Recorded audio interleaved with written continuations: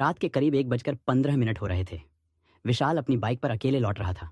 दोस्त की birthday party से आ रहा था। थोड़ा थका हुआ, थोड़ा नशे में और सोच में डूबा हुआ। जैसे ही वो NH-24 की सुनसान रोड पर आया, उसका नेटवर्क गायब हो गया।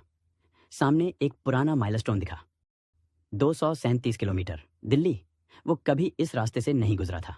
GPS ने शॉर्टकट बताया था। रास्ता अजीब था, सुनसान, टेढ़ा मेढ़ा और ठंडी हवा हड्डियों तक घुस रही थी। तभी उसके बाइक के सामने एक लड़की आ गई। सफेद कुर्ता, खुले बाल और नंगे पैर। विशाल ने जोर से ब्रेक मारा। बाइक फिसली, वो गिरा।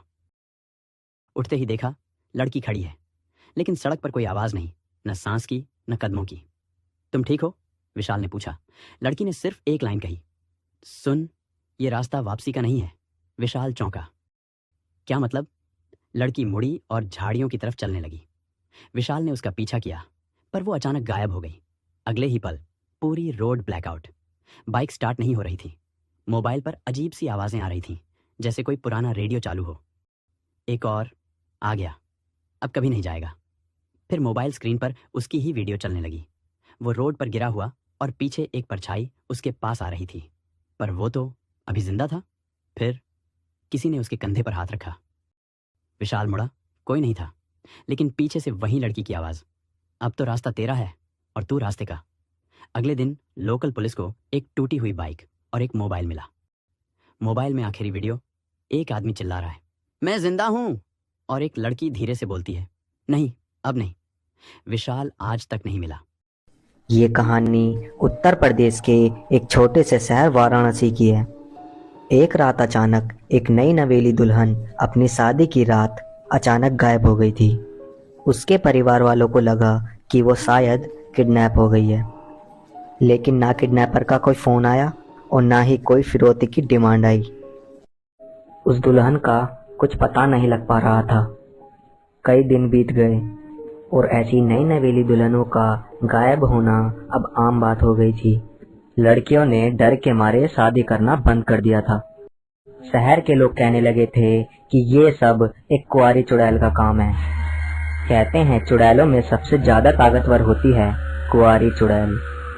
जो औरत बिना किसी भी शारीरिक सुख के मर जाती है, वो कुंवारी चुड़ैल बन जाती है। वो हमेशा एक ऐसे लड़की के शरीर में प्रवेश करती है जिसकी शादी होने वाली हो, और फिर उसके होने वाले पति का मन मोह लेती है और उसे मार डालती है। लेकिन सोनिया के प्यार में पागल अंकित को इन सब बातों में जरा भी विश्वास नहीं था। उन दोनों की शादी के दिन सोनिया गायब हो गई थी और तब से हर वक्त वो उसे ही ढूंढता रहता है। एक हफ्ता बीत चुका था पर वो कहीं नहीं मिल रही थी, लेकिन अंकित ने हार नहीं मानी। एक रात वो शहर के पास वाले जंगल में उसे ढूंढने गया। अंकित ने पूरा जंगल छान मारा पर सोनिया उसे कहीं नहीं मिली। फिर वो वापस अपने घर जाने लगा तो अचानक उसने अपने सामने सोनिया को देखा और वो जंगल के अंदर की तरफ कहीं जा रही थी। उसके पायल की आवाज सुनकर अंकित उसके पीछे पीछे गया, लेकिन वो आवाज कहीं खो गई। फिर अंकित को किसी ने पुकारा, कहाँ जा रहे हो? उसे ऐसा लगा जैसे सोनिया उसका नाम पुकार रही है। वो भागा भागा उस आवाज की तरफ गया। उसने देखा कि सोनिया एक लाल साड़ी पहने एक पेड़ के पीछे खड़ी थी। एकदम से अंकित के सामने आकर मुस्कुराने लगी। अचानक उसका ध्यान सोनिया के पैरों पर गया। सोनिया के पैर उल्टे थे। अंकित ये देखकर बहुत ज्यादा डर गया। तभी सोनिया का चेहरा भी बदलने लगा। उसने एक भयानक चुड़ैल का रूप ले लिया था और वो देखने में बहुत ही डरावनी लग रही थी। ये सब देखकर अंकित के रोंगटे खड़े हो गए थे। अंकित बहुत तेजी से वहां से भागा और वो चुड़ैल जोर से हंसते हुए उसके पीछे पीछे आ रही थी। भागते भागते अंकित किसी पत्थर से टकराकर और वो वहीं गिरकर बेहोश हो गया। सुबह अंकित के भाई ने देखा कि वो उस जंगल में बेहोश पड़ा है और पास ही में लाल साड़ी में लिपटी हुई सोनिया भी बेहोशी की हालत में वहीं पड़ी थी। अंकित का भाई उन दोनों को जल्दी से घर ले गया और जब उन दोनों को होश आया तो अंकित ने अपने साथ हुआ पूरा किस्सा बताया।